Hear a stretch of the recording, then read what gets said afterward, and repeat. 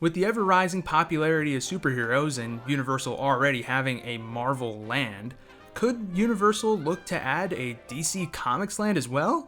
Let's talk about that.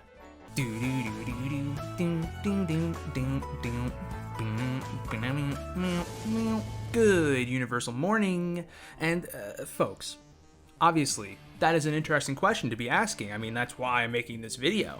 But, as many of you might already know, Six Flags currently has the theme park rights in North America for DC Comics, which obviously is a bit of a hurdle, but before we get into that, we must figure out, one, if Universal even wants a DC land. I mean, obviously, from a consumer standpoint, it'd be cool to have Marvel and DC in the same park, but would Universal actually be interested in that? Well, that's the thing, actually, is that I think that DC Comics could kind of be like a Swiss Army knife for Universal. It could be added to Epic Universe as an expansion land, or it could be a replacement for Marvel down the line if they get tired of not being able to change anything there, or strike a deal with Disney for some other property like Simpsons. I mean, back in the early development of Islands of Adventure, Universal originally wanted to go with DC with Batman and Superman rides over Marvel. They couldn't get a deal done with Warner Brothers back then, but obviously today, post Harry Potter and that massive deal between Universal and Warner Brothers, I don't think that there's any reason to worry about that part of the deal, because obviously I think Warner Brothers would be more than willing to cooperate with Universal once again. So I don't really think that much argument is needed to say that Universal would want DC if they were to get rid of Marvel, right? It'd be an easy one-for-one replacement, right? You could even re-theme Hulk if you really wanted to. It would just make a lot of sense. And although it can be argued that Spider-Man is more popular than Batman and Superman are certainly more popular than the rest of the characters that have rides in Marvel's Superhero Island, so it's not really too much of an argument as to whether or not that could work. Where the real argument comes in is whether or not DC and Marvel could coexist at Universal Orlando Resort. That's the real question. Because Marvel is still a very valuable property as of this moment in time, right? I mean, I think Disney's kind of taking it in a questionable direction, but at this moment in time, it's still a very profitable and very popular property that, of course, Universal is not going to give up to Disney at this moment in time.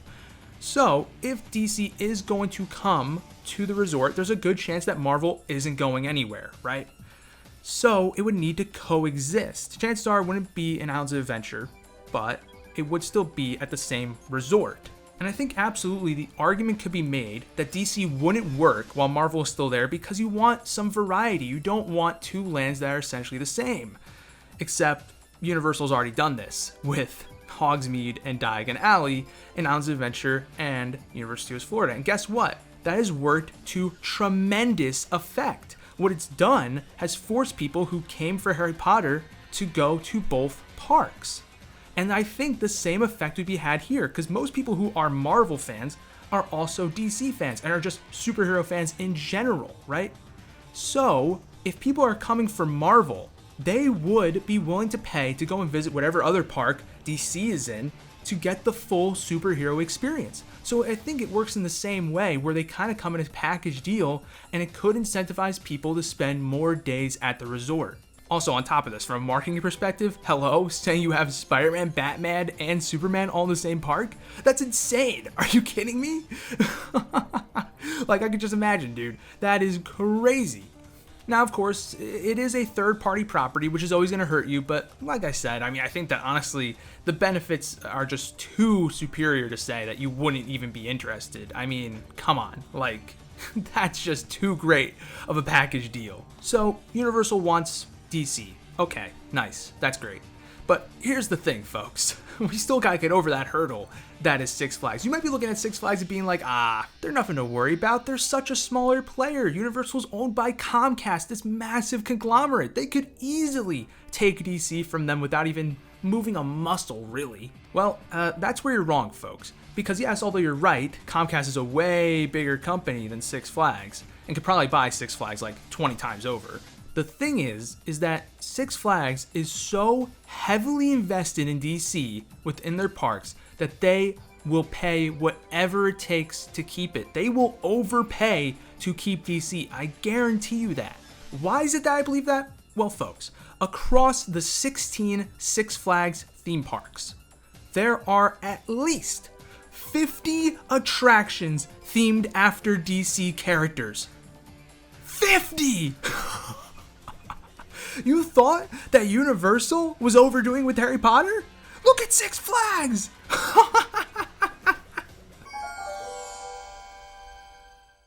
Mirror, mirror on the wall, is this not the most perfect theme park of them all? Well, technically you're not a theme park. Jim? You were saying? What I mean is, you're not a theme park yet, but you can become one. You just need some theming. Go on.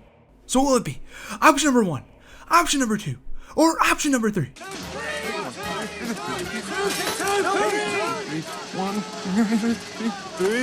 Pick number 3, my lord.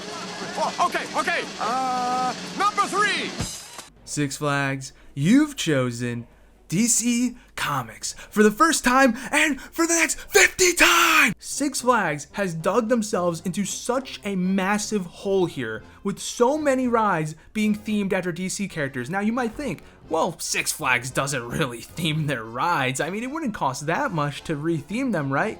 Listen, folks, you're right on an individual attraction basis, but across 50 plus attractions and lands and shops and restaurants all themed after DC? Are you kidding me? The price would be astronomical, which is why I believe that Six Flags would be willing to pay pretty much anything, because the cost to re-theme all those attractions would certainly outweigh any sort of price they would have to pay for DC. Now, we don't know exactly when this DC Six Flags deal is up, but it's speculated and rumored that's going to end sometime around 2027, 2028. Ironically enough, that's around the same time that the Simpsons contract is up, which is pretty incredible timing, if I have to say myself.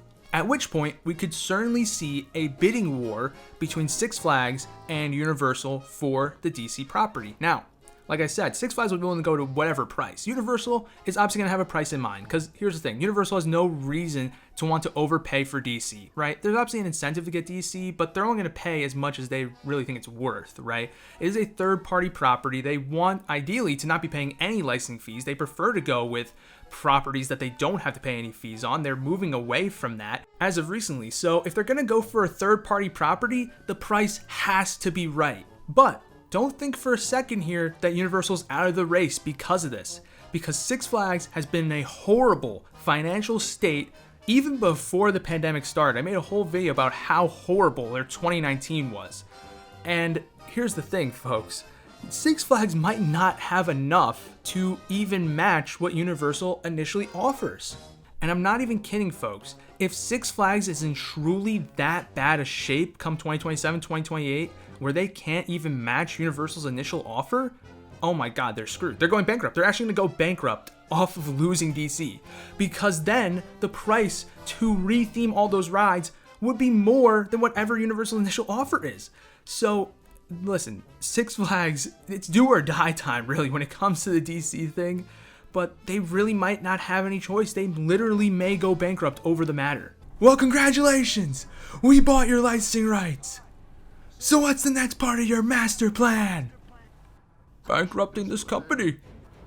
We're no survivors! So really, Six Flags needs to hope and pray Universal does not enter a bidding war with them, because Six Flags, even come that far down the line, may still be in a horrible position. Of course, they brought on even more debt because of the pandemic and having to be closed during that time. I mean, they are just in such a horrible position right now. It's honestly very easy to see how they could still be in a terrible spot come 2027, 2028. And that could be the end of the road for them because of a stupid licensing agreement. But not to be rude here or anything, this is not a Six Flags video, so let's get back to Universal. Let's say Universal does win the DC rights, Six Flags goes bankrupt, boo-hoo, who cares, see you later, goodbye. And what does Universal decide to do with it? Where does it go, right? This is 2027, 2028, this is at least 2-3 years after Epic Universe is opened, so there's a few options, right? It could go into one of those expansion pads at Epic Universe, like I mentioned earlier, or it could replace Simpsons. That's another option. Or, of course, it could also replace Marvel. Now, I mean, there's another interesting thing here. I mean, you know, the timing is so impeccable because, you know, I made a whole video talking about whether or not Simpsons could go away. And in that, I mentioned that it was 2028 that Simpsons goes, and of course, one of the options would be to do a trade with Disney where Universal gets to keep Simpsons and Disney gets Marvel. So this would actually be perfect in the sense that DC could replace Marvel in that scenario. And then of course, beyond those three options, of course, they could also replace any of these Garbanzo Bean lands that are on the block. I mean, if really any of those are still around, DC could easily replace any of them. I mean, Lost Continent may be a bit too small space-wise, but the rest of them pretty much on the block. Obviously, I don't think Toon Lagoon's going, but it could go for that. So, with that being said, let me know what you guys think in the comments. Do you think that Universal can actually get DC from Six Flags' cold, dead hands? Do you think that Universal even wants DC, even if they do still have Marvel? And let me know where you think the land could potentially go if Universal were to acquire it, presumably in 2027 or 2028. Thanks for watching, liking, and subscribing, and I'll see you next time. Peace.